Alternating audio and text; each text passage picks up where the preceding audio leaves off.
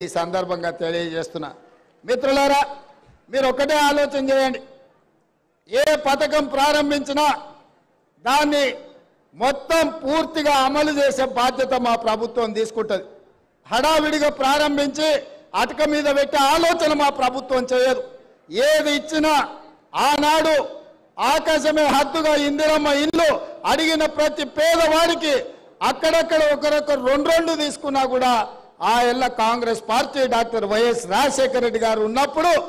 ఇచ్చిన మాట వాస్తవం కాదా మీరు ఆలోచన చేయండి అందుకే ఇయాల నేను ఒక్క మాట సూటిగా కేసీఆర్ కు సవాలు విసురుతున్నా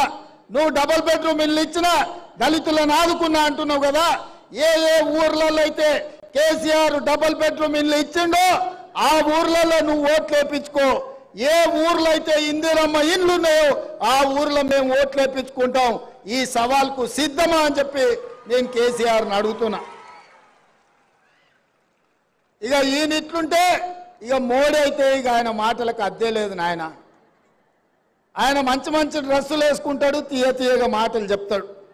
ఆయన బీజేపీ ఎన్నికల మేనిఫెస్టోలో చెప్పారు 2022 వరకు భారతదేశంలో ఉన్న పేదోళ్లకు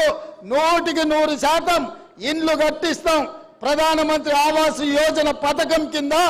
దేశంలో ఉండే ప్రతి పేదవాడికి ఇల్లు కట్టిస్తా అని అడిగాడు నేను ఇవాళ సూటిగా కిషన్ రెడ్డి గారిని ఆయన డాక్టర్ లక్ష్మణ్ను నేను అడుగుతున్న ఈ వేదిక మీద నుంచి మీడియా మిత్రుల సాక్షిగా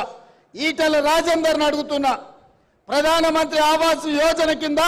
తెలంగాణ రాష్ట్రంలో మీరు ఏడ ఇల్లు కట్టించినో చూపిస్తారండి మీరు ఏడ ఇల్లు కట్టిస్తే ఆ ఊర్లో ఒక్క ఓటు కూడా మేము అడగం ఆ ఓట్లన్నీ మీరే వేసుకోండి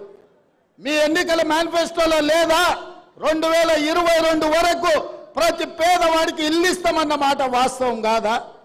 తెలంగాణ రాష్ట్రంలో బీజేపీ ఎన్ని ఇల్లు ఇచ్చిందో ఇవాళ సమాధానం చెప్పాలి ఓట్లు అడగనికి వస్తే అదేవిధంగా బీజేపీ నాయకుడు నరేంద్ర మోడీ గారు అన్నారు రైతుల ఆదాయాన్ని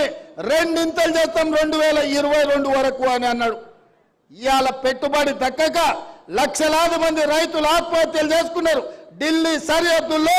ఇవాళ రైతులు దీక్ష చేస్తుంటే కనీసం మద్దతు ధర కోసం కొట్లాడుతుంటే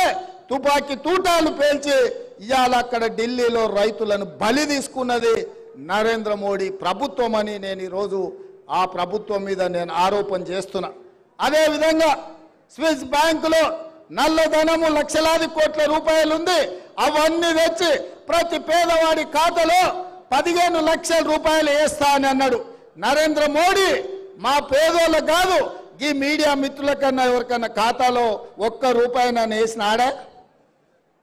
మరి ప్రతి పేదవాడి ఖాతాల 15 లక్షలు వేస్తా అన్నాడు 15 పైసలు కూడా వేయలే అనా పైస కూడా వేయలేదని నేను ఈ సందర్భంగా చెప్పదలుచుకు ఇదే కాదు 2014 ఎన్నికల సందర్భంగా చెప్పిండు ప్రతి సంవత్సరం 2 కోట్ల ఉద్యోగాలు ఇస్తా అన్నాడు 10 ఏళ్ళైంది మోడీ గారు ప్రధానమంత్రి అయి 20 కోట్ల ఉద్యోగాలు ఇవ్వాలి 20 కోట్ల ఉద్యోగాలు నరేంద్ర మోడీ దేశంలో ఇచ్చుంటే 60-70 లక్షల ఉద్యోగాలు తెలంగాణ రాష్ట్రానికి వచ్చి ఉండేటివి మరి ఈరోజు మన మొత్తం నిరుద్యోగ సమస్యనే తీరిపోతుండే కాబట్టి ఇవన్నీ కూడా ఎన్నికల్లో వాళ్ళు ఇచ్చిన మాటలే తప్ప ఎక్కడ కూడా వాళ్ళు